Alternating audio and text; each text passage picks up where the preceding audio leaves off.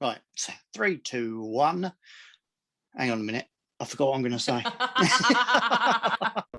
Welcome, dreamers, to another episode of Behind Your Eyes, where myself, Holiday G, and my amazingly talented and gorgeous friend, Shanna, all the way from Florida, attempts to decipher those weird goings on in your dreams. We've got a few for you today, haven't we, Shanna? Yeah, we do. We've got some good ones, I think.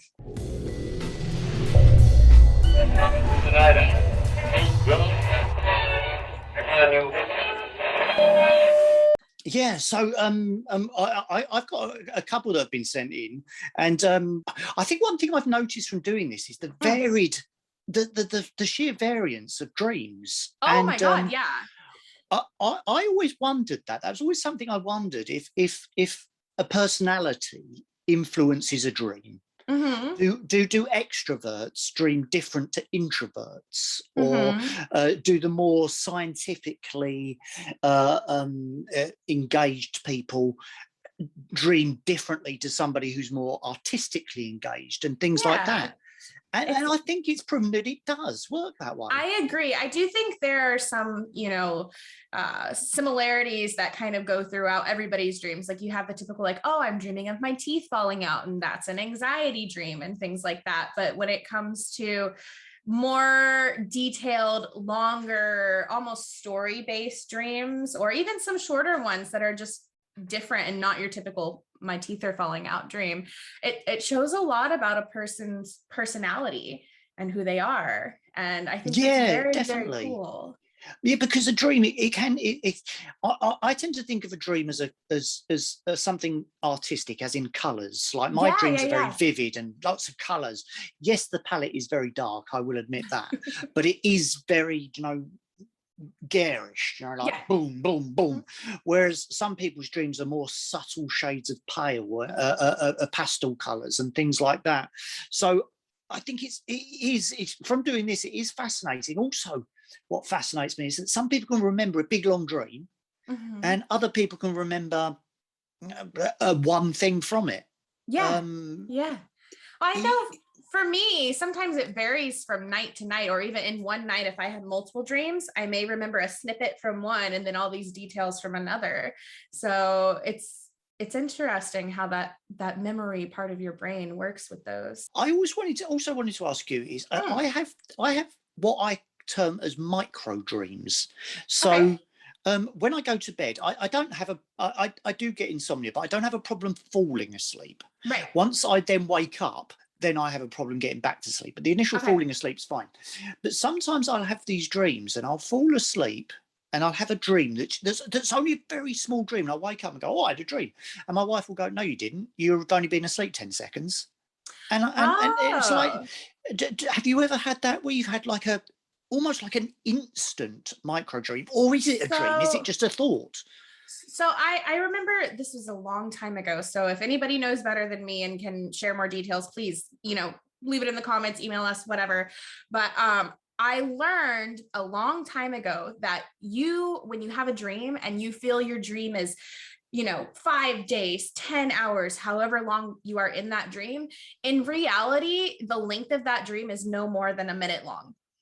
So 1 minute that you are sleeping could be a dream that lasts 5 years, could be a dream that lasts, an hour, whatever it is, but it's in reality not that same length. It has to do more with how your brain is processing everything so quickly, and it's not processing it in the real time that we are having in, I guess, what we would consider reality. I suppose then you get onto the whole thing of what is time, isn't it? Time is just a construct that we base things around. What relevance does it have to your brain? But yeah, it's just fascinating me because I'll have these dreams and my wife will be like, you can't have had a dream. You've been in bed like a minute. I'm like, I definitely had a dream. I know I did. And she's like, stop being a Burke. And I then fall asleep doubting myself. Did I think that? No, did I dream it or did I think did. it? You absolutely did. I think one of the weirdest things is like when you are maybe you're fighting sleep or you shouldn't be falling asleep, and you kind of nod off a little bit and you have an entire dream in like the 30 seconds that you nodded off, and then you wake up and you're like, oh shit, did I fall asleep for 5 hours? But you didn't. You were just like nodding off for 20 seconds or something, and you had a whole dream that's exactly that it. time. That's exactly it. It's a bizarre thing that I seem to suffer from, and yeah, I'm glad you believe me, because my wife certainly doesn't. She thinks I'm as mad as a bag of badgers. Does she dream? But does she? She does. She does. She does, but she has problems remembering them. And I spoke to her about this not that long ago, because I was speaking to you about remembering dreams. Yeah. And what you said about learning and training your brain to remember a dream. So remember one point of it and stretch it and stretch it and stretch it. And she's going to try to give it a go. But at the moment, she's well, we've got a daughter that's got severe epilepsy, so we don't get much sleep anyway. What you want about? It's like, I like to sleep. What sleep? Well, we can make your wife our very real, very important scientific case study to see if my method works. It's very real, very scientific. Gonna be in peer-reviewed journals for sure. As we will be in the future. Absolutely. Right, shall we get on to dream one? You can start with dream one. Sure. Let's get on for our first dream and see what weirdness our dreamers have got for us this week. All right. So this is actually kind of like a double doozy, because it happened in the same night. We have two different dreams. The first one, March 10th, 2019. I've had this dream before, but it's blurry now because I woke up and went back to sleep. This time, the people changed some. Kelsey was there. It was about being a teacher in a strange school, handing papers back, but not being able to say anyone's name. I wish I could remember the details. That's it. That was the dream. Oh, that's it. But that's still quite a vivid thing, isn't it? Because dreams are pure emotion, aren't they? Well, they can be. That there is not knowing you fit in. Surely not knowing where you are, who you are. In terms of you're in a place there, you don't know anybody's name. You're scared. Being a teacher is a scary thing anyway. It's intimidating. It is intimidating. I don't think children realise the power that they have over a teacher by their initial behaviours. But I could imagine that being thrown into being a teacher, handing out papers, so you're automatically doing something that nobody wants to do anyway, and you don't even know the name of the students. Or could it be that you're judging people you don't know? There you go. That's kind of the direction that I was thinking with it, was that I was having to hand back these papers that had grades with judgments placed on them to people that I don't know anything about them. And it's not that as a teacher, you have to do that. You can't just not, give students their grades, but you might not know them. You might not know their life, their history, what troubles they're going through on a daily basis, but you still have to judge them. Yeah, exactly. And it is a weird thing, isn't it? Because as we've learned from these dreams, there's different styles of writing. So there's different styles of interpreting dreams, right? And different styles of people presenting a dream to you. But does it make it any less valid, the fluency in which someone delivers it, in difference to, say, a poem? A lot of times poems grammatically don't make a great deal of sense, right? But in terms of visualization and emotion, they do. So it is a difficult thing to judge, isn't it? Because you're effectively judging on papers, if it's something artistic, i.e. writing a story or something like that, you're judging someone's artistic merit, or interpretation of artistic merit, opposed to if it's something more I would say maths, where there's an answer and that's it. This is always a fascinating thing, because I hear people always say, "Oh, you can't judge. Don't." Have you heard the saying? Don't judge a book don't judge a book by its cover. Absolutely, yeah. But human nature is to judge. We do judge. And I know people go, "Oh, I don't judge anyone." You do. Instinctively, instinctively you judge someone. And I do as well. And I think everyone does. And it's just part of human nature. It's part of our protective chemical makeup, that we look and initially make an assessment whether or not danger or not. Right. I think it's how we ourselves internalize and respond to that judgment that determines the type of person that we are, though. So like, even though I might look at someone and might initially think, ooh, they kind of look a little sketchy, like I don't know that I want to talk to them, if I choose to believe that and not engage with that person, or if I choose to say, you know what, I feel that way, but they might not be that way, let me give them a chance, I think that's what makes the biggest difference there. Yeah, but that's the best bit about it, isn't it? Because if you then do act against your impulses and talk to these people, that I've always found that there's nothing better than being surprised. Exactly, I love that. And it's almost like, do you know, when you're dating and you date someone that you initially didn't think, oh, is all that. That's a horrible thing to say, but you know, they didn't amazingly. Oh, they're not really my type. Yeah. But I'll go out, and they're absolutely fascinating. Opposed to the one where you look and think, oh no, they're great, but they turn out to be, you know, as interesting as a paper bag. Yeah. Because people are different, aren't they? And I think we do have to go against judgments. As you can probably imagine, I get judged a great deal because I've got various markings. Yeah. But I love being that person where they go, I wasn't expecting that.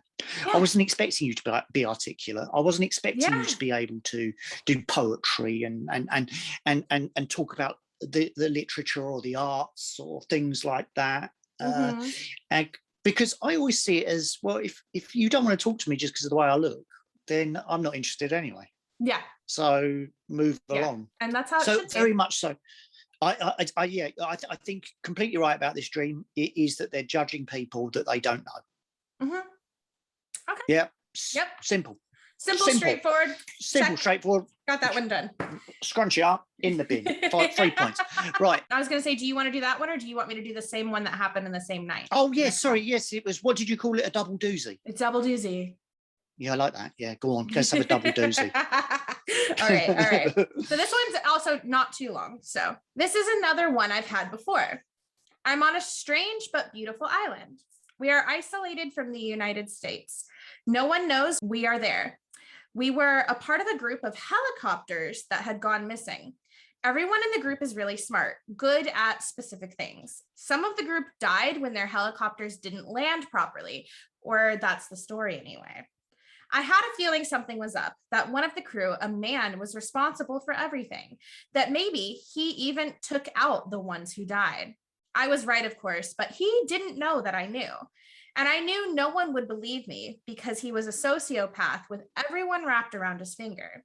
So I tried to distance myself, tried to focus on finding a way to make a boat or a new working helicopter to find a way back to the mainland to find help. One day, my best friend, who was pretty much in love with him, came by. I tried to tell her the truth. She got angry. She told me I was crazy. Then he showed up. He was suspicious, but he was trying to flirt and get information out of me, so I played along until he left.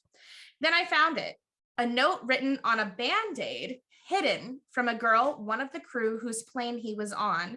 She said it was him. We were so close to having a way off this island, but I couldn't let him know. I needed to convince someone he wasn't who he wanted everyone to believe. The dream switched again. It was something about a wedding, and then I woke up. We had a dream last week about helicopters, didn't we? Crashing into conifers. Oh my God, you're right. There were helicopters. We did the helicopters into conifers. So here we go. We're back with helicopters crashing onto a desert island. Those pesky sociopaths. They ruin everything, don't they? They do. They do. Oh my God. What do you call a group of helicopters? Because it's not a fleet, is it? It's called a fleet of helicopters. Hold on, let me Google it. Because I know in ye olde English grammar, a plural, grammatically to be correct, it's called a flight. A flight of helicopters. So if something doesn't have a plural of it, so let's say let's pick something at random. So I've got an iWatch. So there's not actually a plural of iWatch. You can use any term and it's grammatically correct. So I could call it a pigeon of iWatches, and grammatically it's correct because there is nothing else to say you're wrong. I love that. So I quite often use that. I'll see like something like loads and loads of sweets or something and say, look at that, there's a submarine of sweets. A submarine of sweets. I need to start doing that. I'm here for it. Yeah.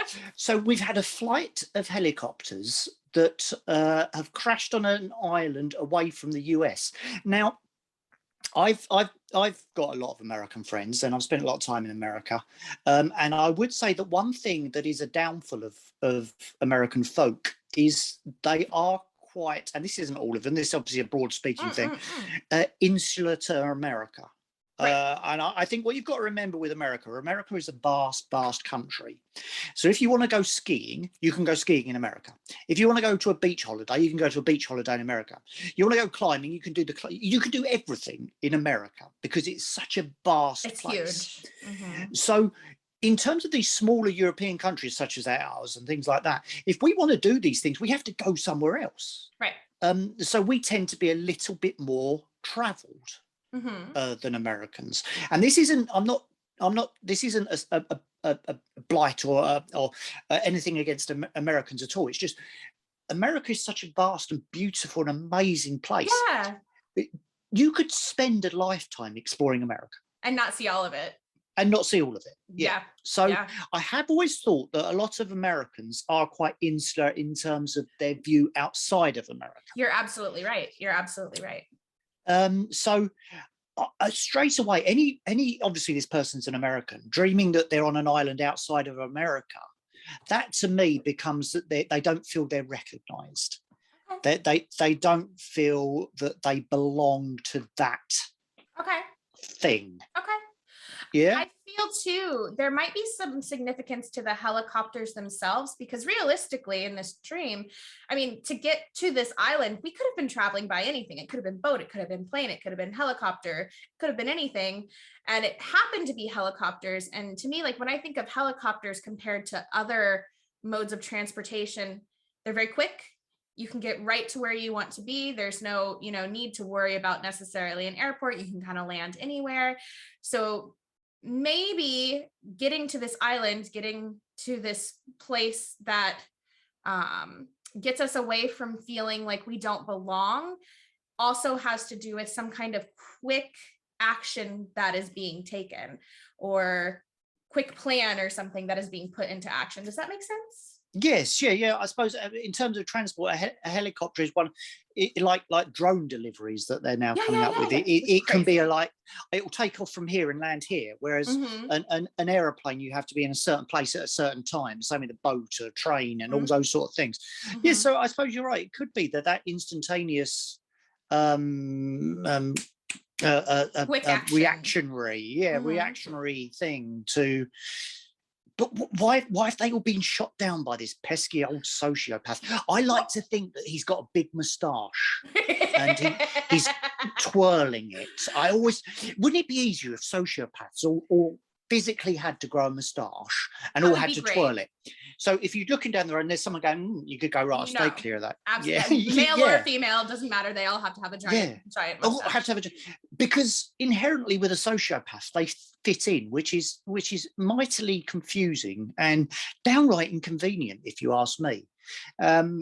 So she feels outside of herself, away from herself, yet this is a reactionary feeling caused by this person.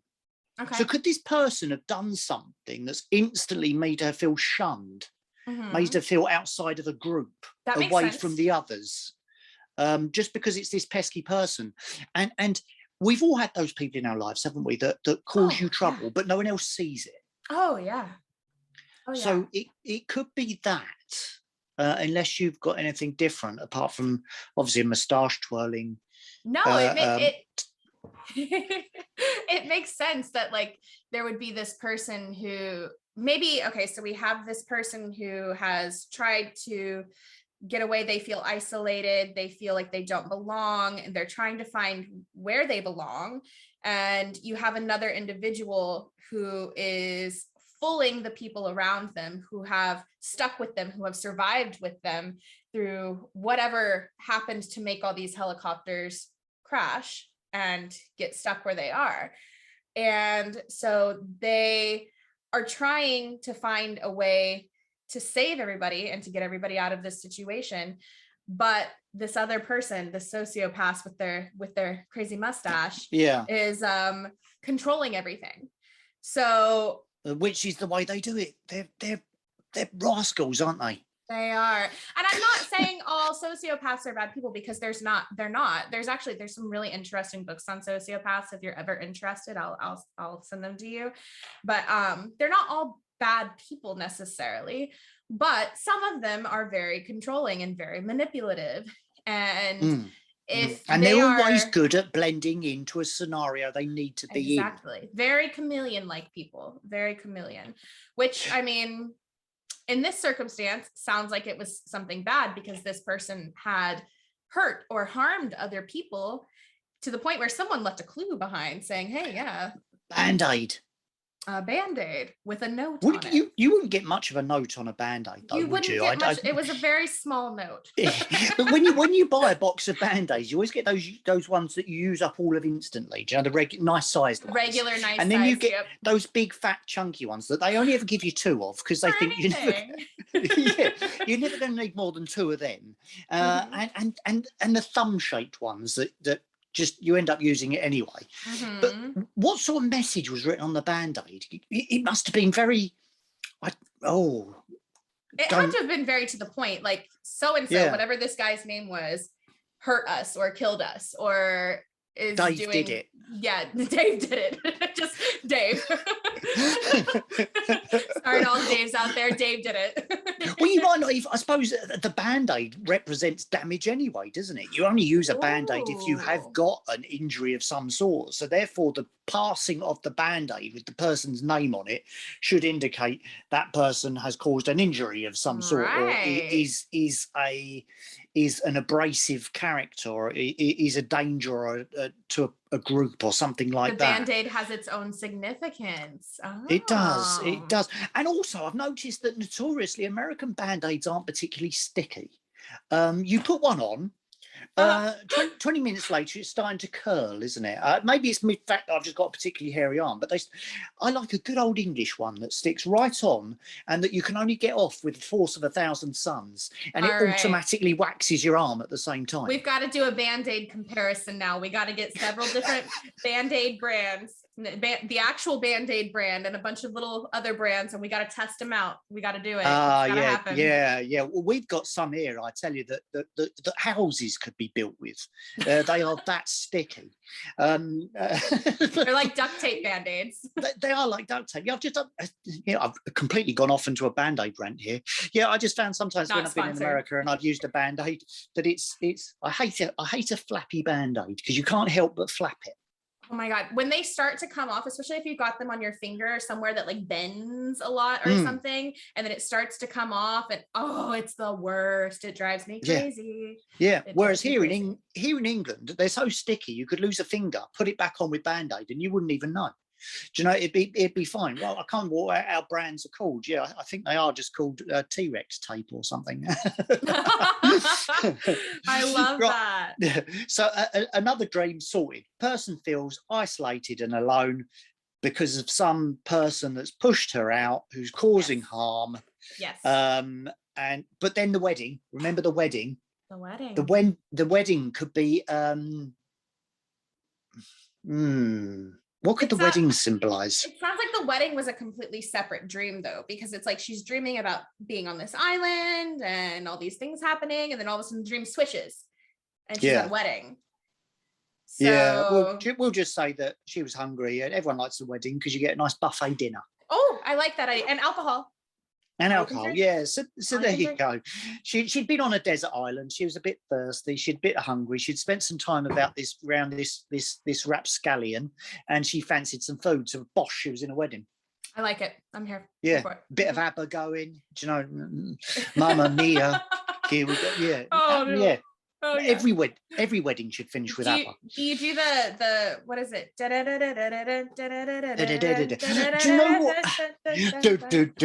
Yeah, that one. And do you know it's funny? You go through these years of all types of music, and I've noticed it at weddings and things like that. They put on all the fancy music. You know, this makes me sound really old, like all the modern music, and it's bam, bam, bam, down, down, down, and everyone's like sitting there going like that. And then they put on a classic like ABBA or the Birdie song or something like that, and everyone's up having, slide.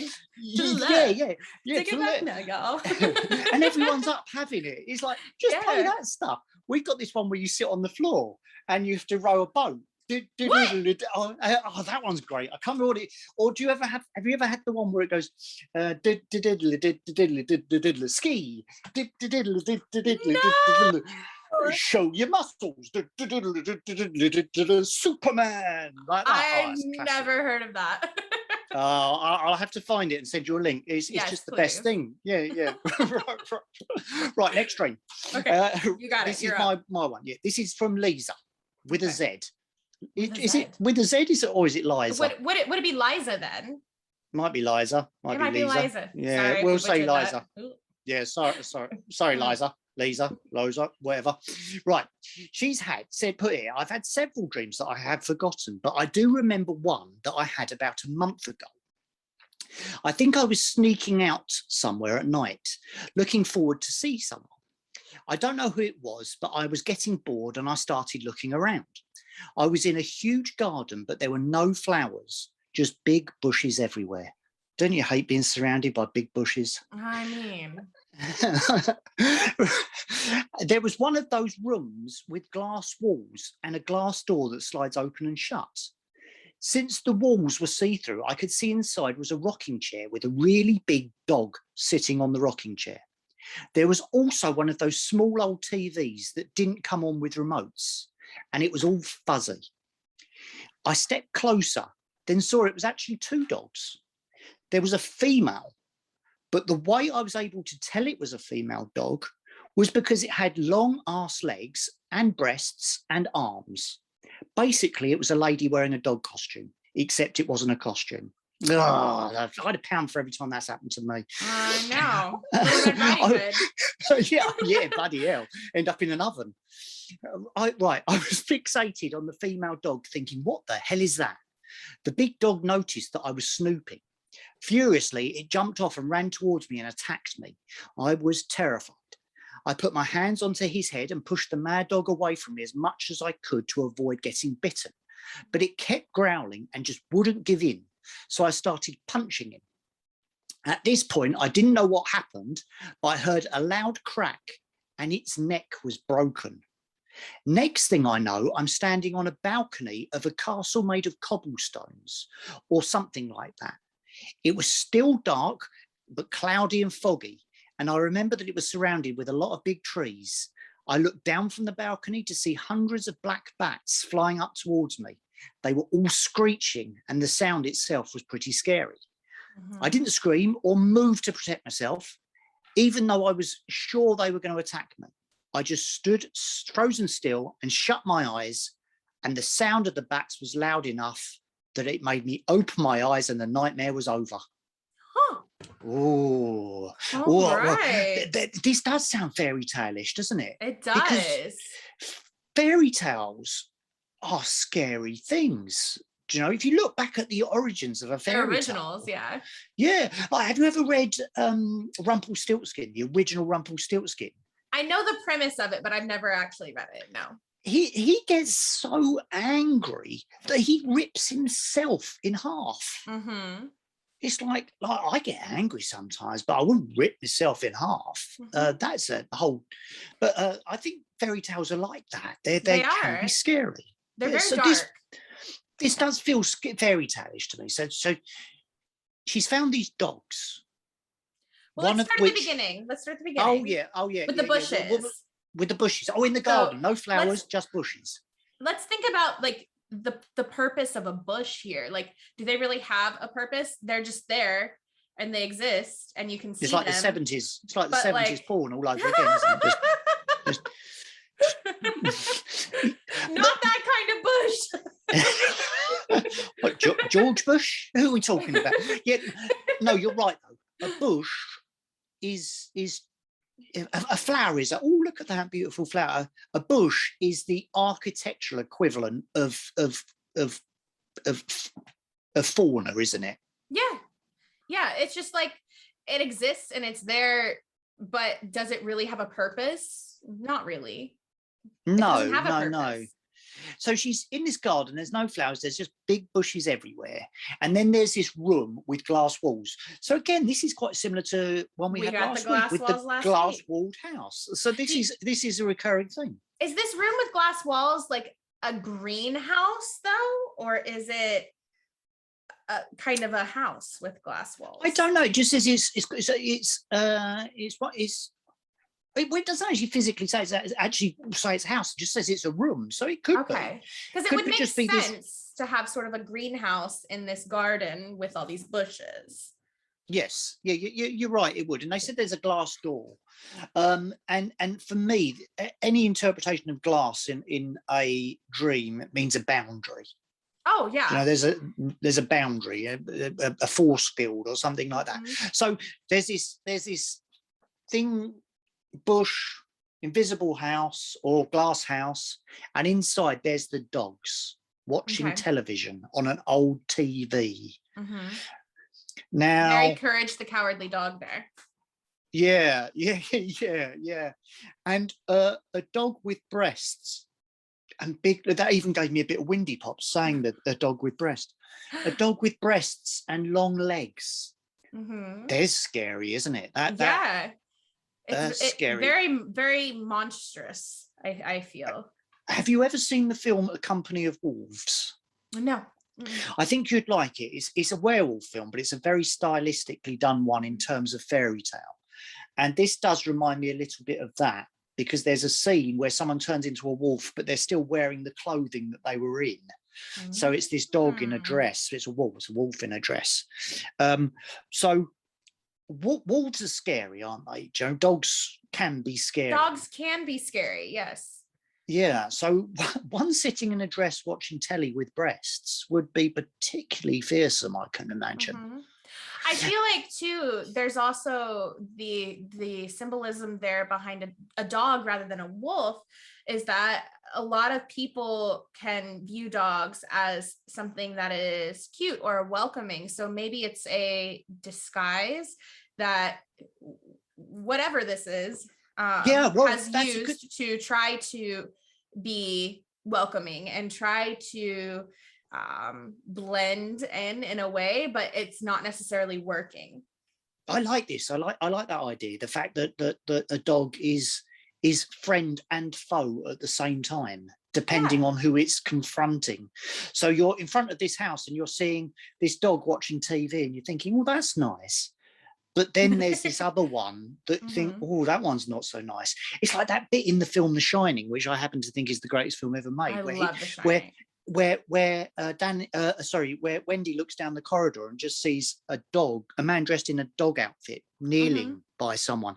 That still to this day scares me, because there's no interpretation of it, and it's just a thought. So yeah, I like the idea that a dog can represent comfort but also danger depending on what side of the glass you're on. So it was, because it wasn't the female one that chases her, was it? Let's have a look. Really big dog sitting on it. One of these old small TVs that comes on that doesn't have a remote. We all know those. Well, I say we all know those. We're actually getting to the stage where we don't all know those, aren't we? The days where a television set would weigh about like 3 tons. Oh my God. Yep. Yeah. And if the screen was this big, it would be like at least a meter out the back. Yes, because it had all the buttons and everything on it too. And yeah, I remember those. I'm an old git. Right. And she stepped closer and she stared at the female dog, and the male one then went for her. Which I think is interesting, because typically when it comes to animals, the one you're staring at or making eye contact with is going to be the one that engages with you. especially in a negative way. Like if you make eye contact with certain dogs for too long, they view it as aggression. Monkeys view it as aggression. But Oh, rather bloody hell, than, monkey will rip your face off, wouldn't it? yeah, But monkeys always have a, why do they always go for the genitals? I remember there was a scientific reason that a monkey will rip your genitals I off, and have it's something no to. idea. I didn't know that was a thing. Yes, they do. Well, I say monkeys. I'm getting wrong. Apes. Apes Okay. will go for your genitals, and the reason they'll go for your genitals is because being a male, where is my power within a group? My power within a group is to replicate. So therefore, if you rip your genitals off, the person loses his purpose. How did I get on to monkeys and chimpanzees? We were talking about aggression. Aggression. Oh yeah, there you go. Yeah. It's interesting that the one that she was making the eye contact with wasn't the one who became aggressive. It was the other one, and so maybe it was like a sort of protective maneuver. Yeah. Because you would naturally, wouldn't you? If I was standing there and there were two dogs sitting watching TV, one in a dress, I'd probably be fixated on the one in a dress. So that this could be another thing too. Like you're fixated on the one in the dress, so you're not as likely to be quick to respond or notice when the other one comes to attack you. Yeah, the hidden danger of the other one. We're talking about danger in plain sight here. Yes. Oh, we're breaking. Look at this. This is the way nuclear fusion was worked out. Dogs in dresses. Yeah. Okay. So, and then the dog's attacked her, and she doesn't know what's happened, but the dog's broken its neck. Yes. So the danger is gone. It's done. The danger is gone, I suppose. Yeah. But then again, yeah, I'm just wondering. They're quite strong dogs, aren't they? I've got a dog. I know you've got a dog. They are strong things. I'm not so sure in real life that I could possibly do that. One being I'm too much of a softie, yeah, and secondly, I don't think I could physically do it. So, I can't imagine it would be easy to do, especially one that's attacking you. We always used to hear these things. If you're being attacked by a dog, you either poke it in the eye or its bumhole. And I have heard. And it always confused me because I thought, there I am being mauled by a dog, and now I'm poking it in the bumhole. Am I now going to die with the headline, "Man ripped to shreds by dog after poking it in the bumhole"? And before I know it, not only is the tragedy that I've died, but I've now sullied my family name by being a sex pest to animals. The man who poked a dog in a bumhole. yeah, basically Steve Irwin, isn't it? All over again. Look at this dangerous blighter. Let's see what happens when I poke it in the bumhole. So. Yes, so you're right. So she wasn't looking. She didn't see the danger. The danger has come at her from somewhere else, from some protective source, from somewhere else, which is she's then broken its neck, and then we have a complete change of tack without meaning to. Yeah. So maybe that is. Well, people can be a bit reactive, can't they? Do you know, has someone ever shouted or something at you if you've overreacted and you've ended up hurting their feelings? Absolutely. Yeah, it could be that. But now we change complete tone, and she's on the balcony in a castle, surrounded with big trees and black bats flying at her. Right. So again, danger and annoyance. Like think about bats and the sounds that they make, and if there's a lot of them and you're not only worrying about them possibly, I think people have a lot of fear of bats biting you, which is not likely to happen, but it, theoretically could. There's that fear, but then there's also the fear of like bats pooping on you. That I'd be more afraid of. Bat guana is full of bacteria. More people die from that than anything else in terms of bats. But the headline thing with the bat is getting stuck in your hair, isn't it? Do you know why do bats go for that? What is it? Are they like, they just think, here we go, some hair, let me have a good old roll up in that? Maybe they think it's a little nest. Bloody bat. They wouldn't have any luck with me because I've only got a ponytail and it's like bright green one, so they got a lot to work with from me. They got a lot to fill in here. you're an apartment block to bats. You'd have different levels. You'd have a whole hierarchy of bats, with the lower levels being the less affluent ones. I like bats, so it's okay. They can come live in my hair anytime. It's fine. I like bats. We get bats here in the UK, and I've always fascinated myself with catching a bat. Never been able to, because bats, they're quite acrobatic in their manoeuvring, aren't they? You can't. The only way you're ever going to catch a bat is by putting on a big wig and running around waving your head. Right. Land here. But I don't like the big fruit bats. No. I'm going to go as far to say I don't like fruit bats. That's fair. They're too big and cumbersome. It's like a rabbit with wings. Is it what country is it that has the giant bats? The giant bats. Yeah, that is that's a South American country, isn't it? Or is it an African? I don't remember. I can't remember. I remember the one, but they are massive, great things, they're aren't like they? Dogs. They're like the size of dogs. Yeah. It's crazy. Yeah. I don't like them. No, they assuming her dream bats are normal sized bats, I think the symbolism there is more likely an annoyance, a pest, sort of, that is loud, annoying. It flies around, it gets in the way, they come in swarms, they're dark, which makes them a little scarier. You're right. I think that's kind of the symbolism there with the bats. Because I think bats represent fear as well to quite a few people, didn't they? I've heard lots of people before saying, "Oh, I don't like bats," or I've seen on a program when they've gone into a cave and some bats have flown and they've all gone, "Ah!" And I think, I'd probably be like, "Oh, look, it's a bat. Yeah, I think, see if I can give one a hug." I think a lot of people probably view them less as interesting birds and more as flying rats, if that makes sense. Yeah, I suppose so. Yeah, I think a bat has a unique charm to it. Oh, have you seen the babies? They're so adorable. They are. They just and the fact that they hang upside down is just brilliant, isn't it? Do you know, I want to hang upside down. I saw this video on YouTube and someone had filmed a whole load of bats hanging upside down, but flipped the video round so they were all up the right way.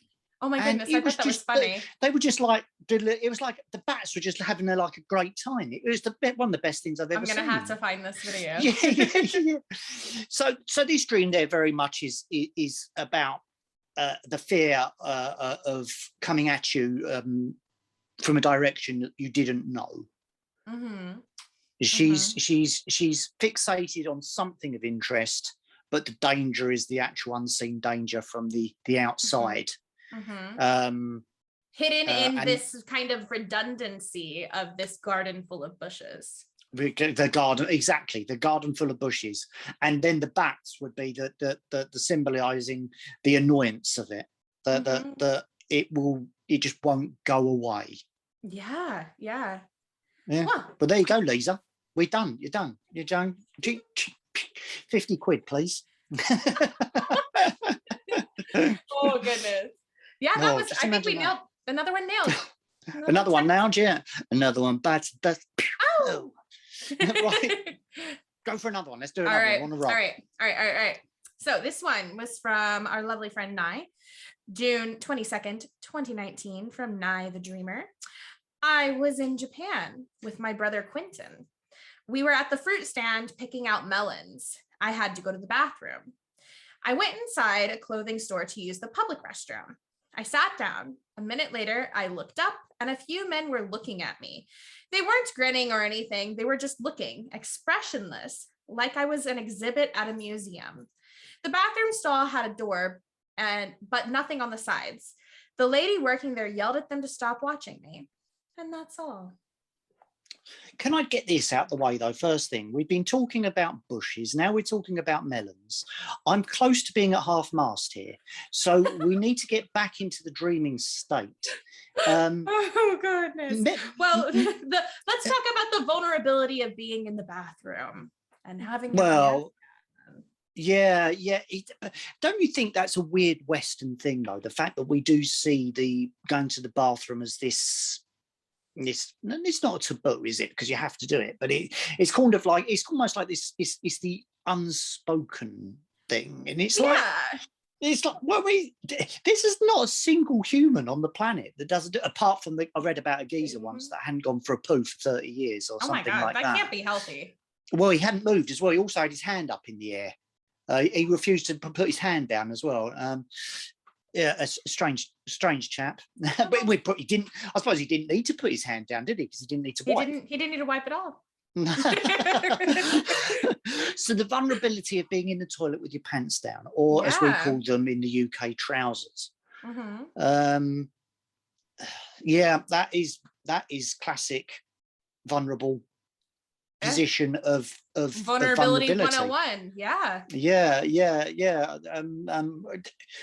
What else happened? What about the melons though? What I'm just. What do we view melons as? Like, when you think of melons, what would they symbolize to you? I don't like melons, so my opinion is probably not a good one, because they symbolize just like gross food that I wouldn't want to touch or eat to me. Right, okay. But if you were in a certain place, imagine you were back on that island with the helicopters, and there was no coral potato turkeys or anything like that. There was just a nice juicy ripe melon. You'd be right in there. I know you would. Oh yeah, survival, and they're hydrating. They are hydrating. Oh, there you go. That's why she had to go to the bathroom. That's why yes, she has. Her melons are too ample. She needs the bathroom. That's it. Now you've got juicy melons and you need to go to the toilet quite a lot. I struggle to think what a melon could symbolize in a dream. I suppose they are cumbersome, aren't they? And very, you can't secretly buy a melon. No. You could buy yourself a secret strawberry and hide it away in your back pocket. But a melon, you've got no chance. Also, it might just be the fact too, and I don't know if she knows this or not, but in Japan, melon is a very popular flavor for things. They have melon soda, melon candies, melon everything. So that might be another thing that kind of just got tied in, because her and her brother are supposed to be in Japan in this. Yeah, you're right. Yeah, I forgot that bit. And isn't it as well in Japan that melons are a symbol of wealth, depending on the shape and size? Wealth, and I think they can also be a symbol of fertility. In some cultures, I don't know necessarily Japanese, but I've heard that they're a symbol of fertility too. So. Yeah. Well, I can understand that big juicy melons are a symbol of fertility. Yeah. Okay, so we have a symbol of fertility. She goes into this vulnerable place where she's vulnerable, and she has men staring at her in this voyeuristic manner. She's an object of desire, isn't she? I'm thinking. Ooh. Did we just we uncovered it? I think we might have we've just uncovered it. Yeah. She's obviously a very attractive lady. There's an object of desire to hundreds and a magnitude of people. And she's found herself in a vulnerable position where she's being looked at, almost like as in a shop window. Yes. So could it then be that she's in search of a new relationship? Quite possibly. But you have this lady working there, the shopkeeper, who's telling the men to go away, stop staring, get out of there, which might be that could manifest as either herself trying to cut herself off from that vulnerability and that what's the word that I'm looking for? Oh no. I can't find the word. Your Wi-Fi. My Wi-Fi's gone. My Wi-Fi's gone. Yep, I don't know the word that I'm looking for. It'll come. Well, it could be someone protective of her. Or that. Absolutely. Saying, do you know, like, you're not good enough, or like, go away. Do you know, you can't have any of her melons. Go away. Yeah. It could be either, really. It could be her, like a manifestation of her, or it could be someone that she knows who's trying to protect her and keep these men from being voyeurs and keep these men away from her and protect her and her melons while she's vulnerable. Protect her and her melons. While she's vulnerable. Whilst we're talking about this, you do know, Shanna, that in the UK, melons is a tactical term for breasts. They use that here too. Yeah. Oh, do they? Okay. Yeah. Actually, so I used to work at Victoria's Secret, and when men would come in and they would ask like about buying like a bra and panty set for their wife or their girlfriend or whomever, and they didn't know what size they were, we often would use fruit to describe, like, okay, so what are we talking? Like, are they more the size of a melon, an apple? Can you show me with your hands? And we'd be like, okay, I think they're about this size. And like, you know, after you do that for so long. What if they said banana? Would you then immediately call the doctor? I would be very concerned that their breasts were shaped like bananas, but you know. Yeah, that is a tricky point for men, though, isn't it? Sizes like that. I don't even bother venturing into those sort of realms because I find myself completely at odds with. You let your wife buy her own bras. Yes, I do, because I think I would do it, and I wouldn't do this out of being a creepy guy or something, but if they'd said to me what size, I'd have probably just instinctively had a look about and said, oh, her, like a bit like her. Oh, people would do that too. Yeah. Oh, would they? Okay. They'd be like, oh, she's probably about your size, or she's probably about her size. That was another thing that people would do sometimes, because, you know, have the mannequins too. I'd be like, compared to this mannequin, what would you say? It's a tricky business, isn't it? Yeah, those but melons, I mean, those melons. Once you get used to doing it and you learn the fruit and you learn the like reactions from people, you can figure it out pretty well. So yeah, we use fruit. We use fruit here too. So. All right. Okay, that's good. Good. So we've got this one absolutely banged to rights. We know this. She's an attractive woman. Yes. She's got a lot of attention and admirers from suitors all around. She's being looked at and oogled upon as in a desirable object. And but she's vulnerable. She's vulnerable, and there's a protective figure that's looking out for her and shooing away these would-be suitors. Yeah. Ding. Ding. We got it. Yeah. Have we got time for one more? What I think we got time for one more. Well, I've got a fairly quick one. If we can go for one of the quick ones I've got here. Let's have a look. Because I quite like this one, just because I like abstract thoughts. Right, here we go. This one is from someone called Alicia. She said, I dreamt about people who had waffles for heads, and someone took a giant bite out of one of the top of them, and he then died, and they had a funeral for him, and I woke up crying. That's it. The waffle-headed people. Did she know the waffle head, or was it a stranger? No, it doesn't look like it. I think it was just a stranger. She's just found herself in a land of waffle heads. I feel like that's a derogatory term to call somebody a waffle head. Is it? Yeah. Well, yeah, I suppose so. Yeah. Yeah. Whatever you do out there, people, don't start calling people waffle head and saying, Holiday G and Shanna said it's okay to call you a waffle head. You looked delicious. You're such a waffle head. You're such a waffle head. Yeah. Yeah. What sort of size are they? I'd say a waffle head. I was like, okay, fair enough. What? Strawberries and syrup? Yes. Yeah, but that is it. What sort of waffles? Because there are different types of waffles. In the UK, we have potato waffles. Like where you like make a potato like a waffle? No, we have them. They're like mashed potato in a breaded thing that's shaped like a waffle. Oh, it's got a little song. The advert goes, bird's eye potato waffles are waffly versatile. Grill and bacon, fry and meat and waffly versatile. Woo-hoo, like that. Yeah. You can I've never heard of it. Oh, well, when you come over, I'll cook you some waffles. Okay, so we have those waffles, potato waffles, but we also have sweet waffles. Right. Those are the waffles that I know. Or waffle fries. Waffle fries. And we also have Belgian wafer waffle things. That are like wafery things. I've seen those. Okay. Yeah. So I think a lot of this is what type of waffle is it? I'm quite concerned here about what waffle the head is. Pretty sure it's probably a sweet waffle. Like I feel like when people just say waffle, that's what they're referring to, is like your sweet Waffle House waffle.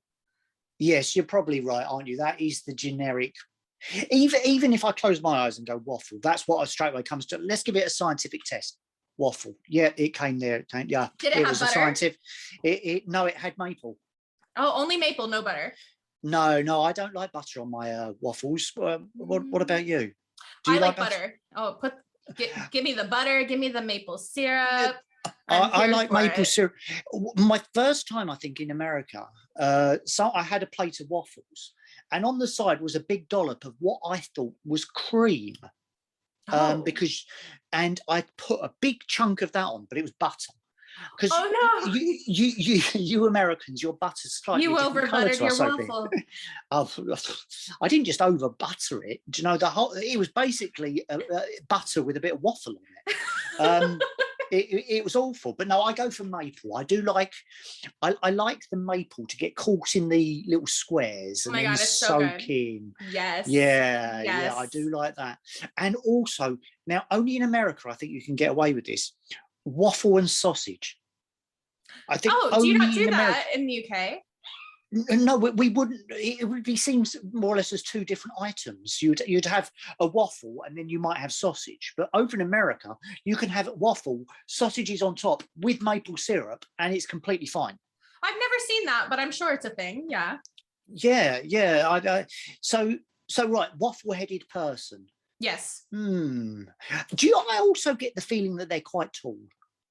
I pictured that as well. I pictured quite a lanky person with a waffle head. Yeah. You're right. Not a rotund person, a fairly slender, tall waffle head. Yes, and I imagine that being a waffle head would make, in whatever reality this is, that would make you desirable in some definitely. way, right? 100%. If there's certain times of the day, do you know when you're really hungry and you think, oh, at the moment I literally would kill someone right now to eat a Burger King or something. Yeah. And if I looked out the window and saw a waffle head go past, I'd be like, oh, and I would be chasing them. I've been craving pancakes for 3 weeks, so. American pancake. Oh yeah, a half stack. Oh yeah. Oh, but yeah. So a slender waffle head, very desirable. Very desirable. It doesn't say in the dream whether the person that took the bite out of it was another waffle head or was another person watching. They didn't, so we don't know that. All we know is that this person wanted that waffle head. They wanted to dig right into them. Yeah, and then they had a funeral for the waffle head. So there must have been some regret there. Oh, yeah. You wouldn't have a funeral for someone that, and they can't have eaten the whole head. Mm-hmm. There must have just been a bite taken. And this wasn't the person who was dreaming that took the bite of the waffle head. It's something that they watched happen. And they then cried. Yeah. I've got it. Okay, I've got it. What do you got? They've seen someone who is a very attractive person that they feel is a very attractive person to them. Someone has come along to try and do something to knock them down a little bit. I come down and said, maybe you're not so attractive after all. And the person has gone, completely slumped. And now they're upset about it because they liked that person. Yeah, they don't want to see that person that they liked or they found attractive, and not necessarily attractive in a romantic manner, but attractive in just as a person. You're right. I think people mistake that sometimes, that when you say attractive, that people, you automatically think romantically attractive. I think too many people associate that there are different forms of attraction. And you're right. I think that's always an important thing to remember. So they're watching this person that they have some affinity for suffer, and they're upset about it. Yes, that's it. That is it. That's basically it. Yeah. So there you go, Alicia, who lives in. Also, do you think it's the land of the waffle heads? That sounds like a nice with syrup rain.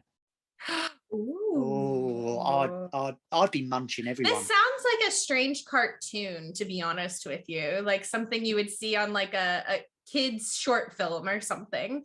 Yeah, all these waffle heads. Then it starts raining maple syrup. And strawberries and some cream. And before maybe you know some chocolate chips. And some chocolate chips, a siren goes off and a horde of hungry mass come out. And the waffle heads are like, cornered into against a brick wall where they're devoured. Do you think they would go swimming in pools of syrup or pools of butter, or maybe both? Maybe both, not at the same time, because if you ever mix the butter and the syrup, you get that funny, congealing sort They of. might have a hot tub of butter and a pool of syrup. You're right. And also, do you know what they do? Have you ever seen those adverts where they do hair shampoo adverts, where the girl puts her hair in the water or whatever, and then dramatically they do that with the syrup, wouldn't they? Put their head in and just dramatically flip it back. AAA grade Canadian syrup. I need someone out there to make an animation of a waffle head flipping its head that has been dripped in syrup. I need it to happen. I need an animation. I'm going to quickly get this in though before we go. Yes. The stickiest substance known to man is McDonald's syrup. And I will not hear anything else. I've never tried that. I don't know what it is. They just say syrup on the packet. The stuff is the stickiest stuff in the history of the world. Well, surely it's not Canadian maple. It's not Canadian maple. It definitely isn't. The fact that they just do the word syrup. But if you get a dollop of it, and they're talking about a microscopic dollop of it on your table here in the UK, that's there for a lifetime. That is there. You'll forever be picking at that. That's the way, Joe. Who needs a Band-Aid when you have maple syrup? Yeah, well, or combine the two. Drop of maple syrup flavoured Band-Aids. Boom. New marketing idea. Yeah, you don't need to pick it, and when you don't need to pick it off so it hurts. You can just lick it off. There you go. There you go. We need to patent that. We need to patent that immediately. Patent that, yeah. So I think we'll find that that's another successful evening, isn't it? And come on, let's do a recap. So what have we learned? What have we learned? So I think first and foremost, we learned that nuclear fusion was solved by dogs and dresses. That was dogs and dresses, definitely. We've also learned that American Band-Aids aren't as sticky as UK. And they could be even more improved if they were made from McDonald's syrup. From McDonald's syrup, yeah, exactly. We've learned that melons are vulnerable. Melons are very vulnerable, and they go well alongside a nice 70s bush. Well, basically that's all you need to know in life, isn't it? Really, that is. And bats are very attracted to hair. Yep. All the life lessons with Holiday all the life lessons. So there we go, dreamers. Once again, we are successful in our scientific analysis of breaking down the mysterious world of dreams. That was a mouthful, wasn't it? That was beautiful, though. That was very graceful. I was very impressed. Yeah, don't ask me to do it again, because not a lot of people realise that I actually have a stutter. But I only stutter when I'm face to face in terms of I'm going to use this loosely, a proper conversation. Right. No. I stutter, but yeah, I was quite proud of myself. That was very beautiful. That was very beautiful. Yeah, you should. Yeah. Well, dreamers, please make sure to send us your dreams. You can send us to them on Twitter. You can send us to them by email at bye.dreamcast@gmail.com, bye.dreamcast@gmail.com. You can reach out to us on our individual Twitters as well. However you want to do it, send us those dreams, because we want to read them, we want to dissect them, we want to interpret them, and we want to make a fool of ourselves while we do it. Yeah. If you want to be completely anonymous, be completely anonymous. It's up to you. If you don't have a dream that you want to talk about, comment on one of the other dreams. Tell us what you think it means. Because are we the experts? We self-proclaim that we're the experts, but are we the experts? No. So please go ahead and tell us that we're wrong and that bats aren't attracted to hair. I would love to hear them. That there's something stickier than McDonald's syrup. Please go and tell us. Yeah, we want to hear all of your ideas, because this is a group effort. Group hug. Oh. So until next time, keep dreaming. Sweet dreams, and get a notepad handy and write them down for us. Don't let those bed bugs bite while you're writing those dreams. Don't dream about those bed bugs, though. Bloody bed bugs. Cheery bye, everybody. Bye. Bye.